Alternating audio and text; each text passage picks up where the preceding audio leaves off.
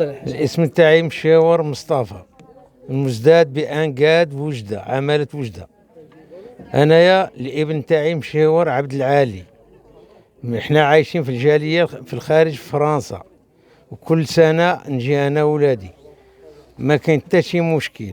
ولدي متزوج، عنده ولد، صاحبه متزوج عنده جوج تاع البنيات، الله يرحمهم ويوليهم برحمة الله. لا حول ولا قوة إلا بالله العلي العظيم. إنا لله وإنا إليه راجعون. أنا المطلب اللي غادي نطلب من سيدنا جلالة الملك محمد السادس، الله ينصره، الله ينصره والله يشافيه، يوقف معنا نجيبوا هاد الجثة باش ندفنوها، نكونوا مهنيين. إكرام الميت وهو دفنوه، احنا نحوسوا غير باش يعطيونا ولدنا ندفنوه. لا اله الا الله محمد رسول الله. احنا مسلمين اخوان، احنا اللي في فرنسا عايشين متحابين خوت. ودوك نطلب من اخواني في الجزائر والله في المغرب اللي عنده شي مسؤوليه يوقف معنا باش نجيب ولدي ندفنه، هو يرتاح وحنا نرتاحوا.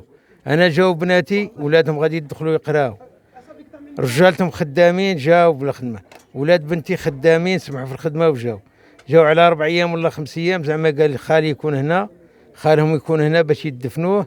في الاخير ما راش هنايا، هو موجود الان في الجزائر. نطلب من السلطه المغربيه تتدخل باش تجيب لنا هذه الجثه وندفنوها. ونطلب من جميع المسؤولين سواء جزائريين او مغاربه اللي يقدروا على هذا الشيء، الله يرحم فيها والديهم، الله يجزيهم بخير. والحمد لله وإنا لله وإنا إليه راجعون، ولا حول ولا قوة إلا بالله العلي العظيم.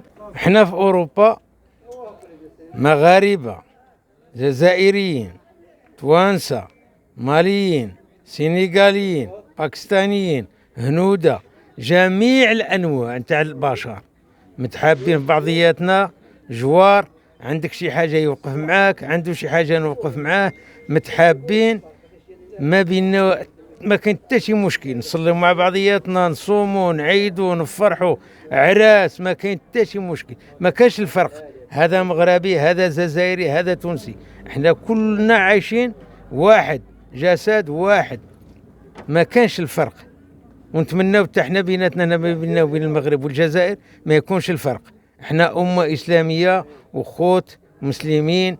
أنا نعقل كنت صغير، عاد في عمري 5 سنين ولا 6 نعقل عليها الآن. دابا كانوا يجيو الجنود يباتوا في دار عند جدي الله يرحمه ويولي برحمة الله، يجتمعوا 40 واحد 50 واحد ثم، ومن بعد يمشيوا.